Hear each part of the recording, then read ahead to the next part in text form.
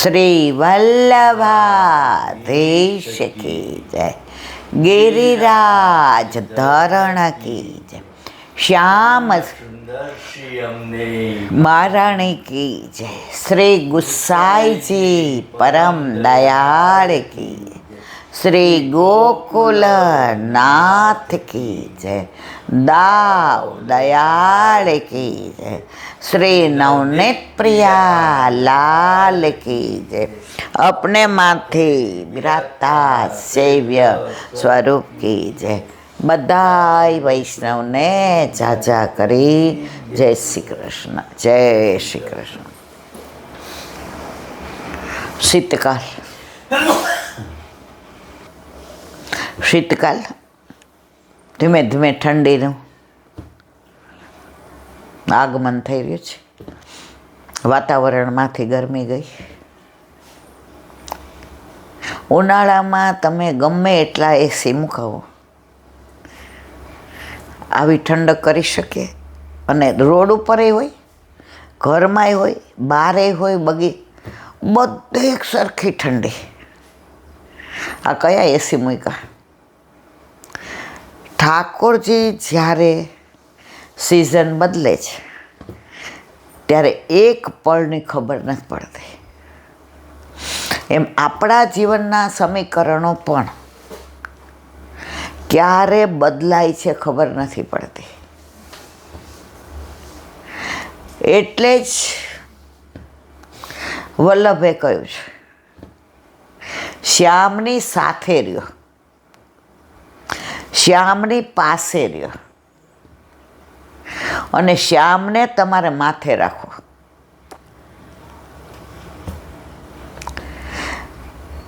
આજે જ મેં સાંભળ્યું, બધું બરાબર ચાલતું હોય ને કાંઈક થોડું 19-20 થાય એટલે આપણે એમ કહીએ આટલા વર્ષથી પ્રભુ બિરાજે છે,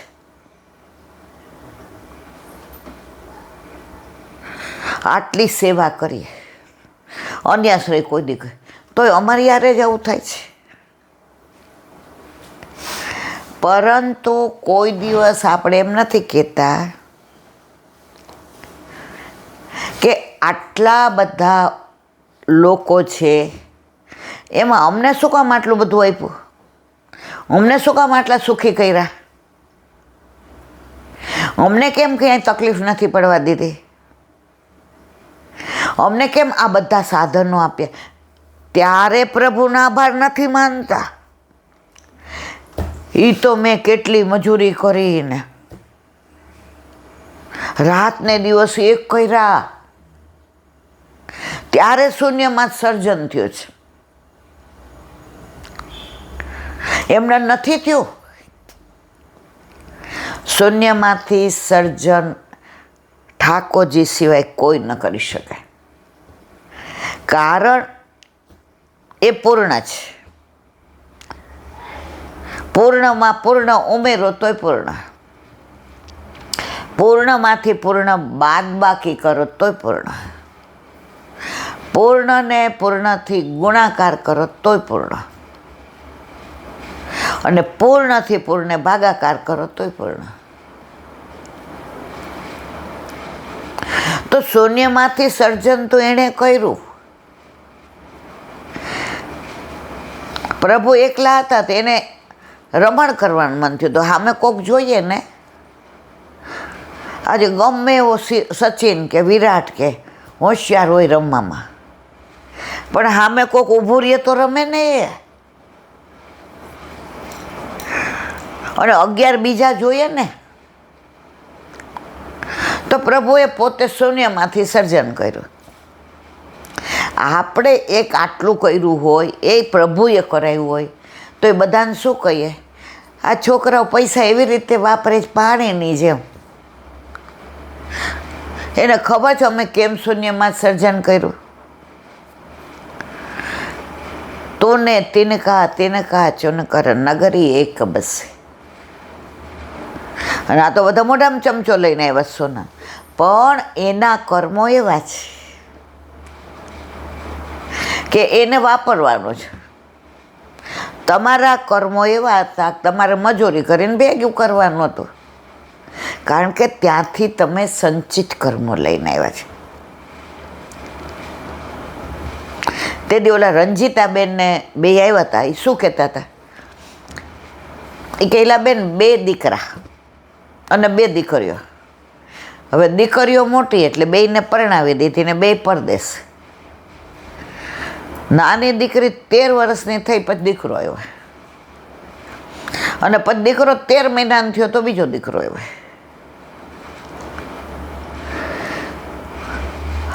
હવે એટલા બધા અમે સ્ટ્રગલ કરતા હતા. શહેરમાંથી વસ્તુ લાવીને વેચીએ એટલે સાયકલ ઉપર જાય મારા મિસ્ટર, નાખોરી ફૂટે, પાછળ ચાંબા પડી જાય. એમ કરતાં કરતાં અમે ધબી ધબીને કાંઠે આવ્યા. અને છોકરાઓને એટલા સારા સંસ્કાર, એને જાતે ભણાવીએ, ટ્યુશન નહીં, જાતે ડબ્બા ભરીએ, જાતે મૂકવા જઈએ, તેડવા જઈએ.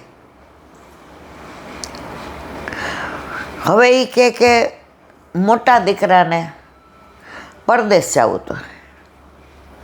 અમારું કોઈ સામર્થ્ય નહોતું, છતાં એ કે હું નોકરી કરતી હતી તો લોન ને આ તે લઈને 0 કરી દીધું અમારું બધું, અને એને મોકલો. અત્યારે એ કે જે એશિયા કંપનીમાં 5 હોય ને એમાંનો એક મારો દીકરો છે. બીજા દીકરા અહીંયા ભેગો રહ્યો. એણે કીધું કે મમ્મી આવી રીતે છે ને બધું એના નામે કરી દીધું. હવે ઘણીવાર હટ થવાય છે, માગીએ ત્યારે પૈસા ન મળે અને એ લોકો ધોમ ખર્ચા કરે જેનો કોઈ હિસાબ નહીં. તો કે એકવાર મેં મારા મિસ્ટર કીધું આપણી હારે જ કેમ આવું થયું? આપણી યુવાની આપણે પૈસા ભેગા કરવામાં, ત્યારે ભગવત નામ લીધું હોત તો અત્યારે ઠાકોરજી મળી ગયા હોત. અને અત્યારે હવે હાવ ધબી ધબીને કાંઠે આવ્યા. હવે ગમે ત્યાં ધક્કો મારે તો જવાના જ.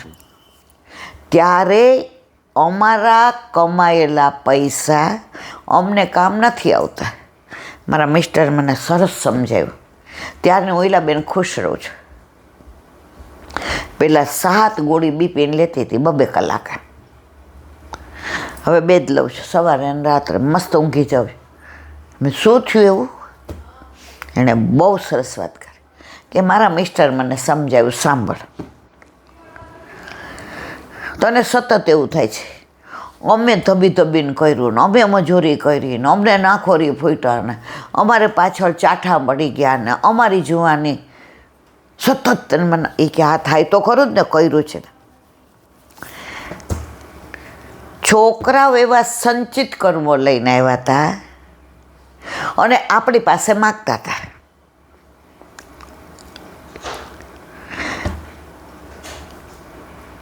એણે એવા કર્મો કર્યા હતા કે એ ના કમાય તોય મસ્ત રહે. અને આપણે એવા સંચિત કર્મો લઈને આવ્યા હતા કે મજૂરી કરીને ભેગું કરીને એમને આપ્યું ને તો ઠાકોરજી કે માં તું સમજતી કેમ નથી?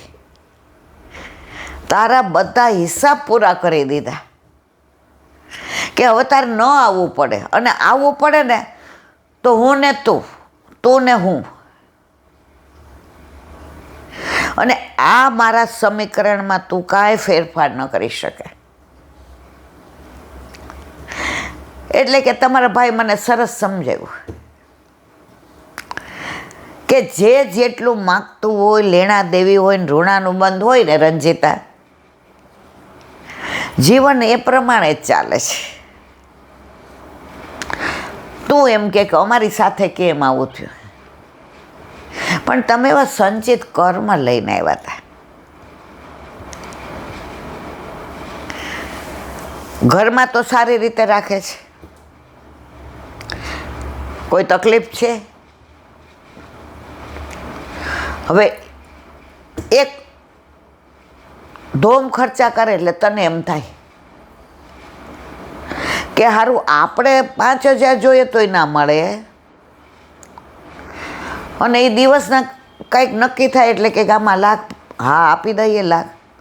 તો અમારી યાર પણ અન્યાય નથી થતો, એ પૂર્વજન્મમાં તમે એના લીધા જ. તો જો ઠાકોરજી ઘરમાં ન બિરાજતા હોય તો ખરાબ રીતે દેવા પડે. આ સાથે રહીને માણો છે અને સારી રીતે આપો છો, એ સારી રીતે વાપરે છે. તમારો પૈસો મહેનતનો છે, સારી રીતનો, એટલે નથી એ જુગારમાં વાપરતો, નથી એ દારૂમાં વાપરતો, કે નથી એ નોનવેજ ખાતો, કે નથી એ અન્યાશ્રય કરતો, કે નથી એને કોઈનો સંગ. તો 12 વર્ષે શોધવા જાય કે મારે, તો આ એકદમ પ્યોર વૈષ્ણવ છે. તો તમારા ઋણાનુબંધ પૂરા થાય છે. એમાં તું આટલી દુઃખી સુખામ થાસ, તું 7 ગોળી લેશ તોય અપસેટ રહેશ. તારા મનમાં સતત એ જ વિચારો આવે. આ બધું દઈ ન દીધું હોત તો લોકો આટલા ના વાપરત, આપણી પાસે માગત. આ આપણે માગવા પડે છે, અને સ્વમાન તારું ઘવાય છે. આજથી સમજી જા. સાક્ષી ભાવ. ઋણાનુબંધ હતા એમને દેવાના તો છે જ, હસતા દેવા ને રોતાય દેવા. આપણને ઠાકોરજી આટલું બધું આપે છે, તો એમ કે છે એ આટલું બધું આપ્યું તોય તું મારું નામ તો દેતી નથી, તું મારી સેવા તો કરતી નથી, તું મારો કોઈ મનોરથ તો કોઈ દી કે છે. તો પ્રભુ આટલું બધું આપ્યા પછી કાંઈ અપેક્ષા નથી રાખતા. તો તમારા ઘરે તમારા માથે બિરાજતા તમારા ઠાકોરજી કે છે કે કર્મ પ્રમાણે એ માગે છે, તમારે દેવાનું જ. શું કામ દુઃખી થાવ છો? એ કે ત્યારથી ઈલાબેન મસ્ત જીવીએ છે. 10 વર્ષ હું એટલી બધી દુઃખી રહી. કોક વાર કે બીપી વધી, લોહીની ઉલટી થઈ જાય. હવે તો કાંઈ થાય ને મને એમ થાય અર આટલું બધું. આ કપડાં 4 તિજોરી ભરી છે તોય આટલા હજી લાવવાના. ત્યારે તરત યાદ આવે સાક્ષી ભાવ. આપણે લીલામ પહોંચી ગયા છીએ, પાછળથી આ લોકો જે કરે છે આપણે ક્યાં જોઈએ છે? તો અત્યારે એમ રહ્યો ને મારા વાલા. અને જે આનંદ આવે જીવવાનો, હવે કોઈ અપેક્ષા ન રહે, કોઈ આશા રહે. એના સંચિત કર્મો એ લઈને આવ્યા છે. આપણે એમને દેવાનું છે, પૂર્વજન્મનું બાકી, અને એણે આપણે પાછળ લેવાનું જ પૂર્વજન્મના ઋણાનુબંધ. હવે મસ્ત જીવીએ છીએ બેન. મારા જીવનનો એ 10 વર્ષનો તબક્કો બહુ ખરાબ ગયો. કારણ આપણે કંઈ લાવવું હોય, મૂકવું હોય, કોઈને દેવું હોય, તો વિધાઉટ પરમિશન આપણે કંઈ કરી જ ન શકીએ. આપણે કહેવું પડે ભાઈ મારા 500 દેવા છે આપને. અરે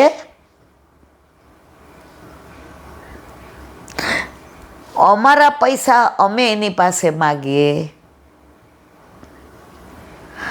તો એમ કે અત્યારે નથી પછી. અને જે હટ થતી હતી, એ ઘવાતી હતી. ઠાકોરજીએ એવી કૃપા કરી ઈલાબેન. હવે દરેકમાં આપણે ક્યાં છીએ? અહીંયા આપણે તો લીલામાં જ. એને જે કરવું એ કરે. બહાર શું થાય પૂછવાનું જ નહીં. અહીંયા કેવા આ સુખ આપણને મળે એ દુનિયામાં બહુ ઓછાને મળે છે. એટલે તમે યુટ્યુબનો જ કરો છો, અમે બે ઘરે વાંચીએ છીએ. 84-252 હું વાંચું, અને શિક્ષાપત્ર સુબોધિની જે તમારા ભાઈ વાંચે. કારણ કે એમાં મને 60% સમજણ પડે, 40% નથી પડતી. એટલે જ્યાં હું કહું ઊભા રહ્યો આમાં કયો ને તો એ સમજાવે. તો અત્યારે જિંદગીમાં કોઈ ગિલે શીખવે નહીં. મને બેયની વાત બહુ ગમી કે બધાય આપણે અત્યારે આવી રીતે જીવીએ ને તો ઘરમાં ક્યાંય વૈમનસ્ય ન સર્જાય. આ સર્જાય છે એનું કારણ મેં કર્યું. આજે અમે મજૂરી કરીને મરી ગયા ને તમને રૂપિયાની કિંમત નથી, પણ એ લોકો એવા કર્મો લઈને આવ્યા છે, એમાં એ લોકોનો વાંક નથી. સમજી જાઓ. બોલવું બહુ સહેલું છે, પણ કરવું બહુ અઘરું છે. એ કે ના હવે તો બહુ મજા આવે છે. અને તમારા 2 વાક્યો અમારે 2 બોલવાના આખો દિવસ. શ્યામ રાખે તેમ રહીએ ઉદ્ધવજી, શ્યામ રાખે તેમ રહીએ. મારા શ્યામને કાંઈ નવ કહીએ ઉદ્ધવજી, શ્યામ રાખે તેમ રહીએ. મેં કીધું તમારા બેયનું જીવન પ્રેરણારૂપ છે.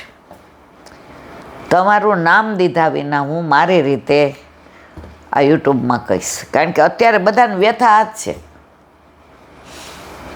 આ બધું અમારું ને તો એમને પૂછતા પણ તમારું ક્યાં ભેગું લઈને આવ્યા હતા અને ક્યાં ભેગા લઈને જવાના છે. આપણે વયા જશું પછી શું કરવાના જોવાના, તો અત્યારે કરે ને ભલે કરે. આજે આપણે નાસ્તો કરતા જ સવારે ત્યારે ઓલો ફોન ક્યાંથી આવ્યો હતો, વ્રજમાં કરહલા. હવે એ બેને એક વાત કેવી સરસ કીધી,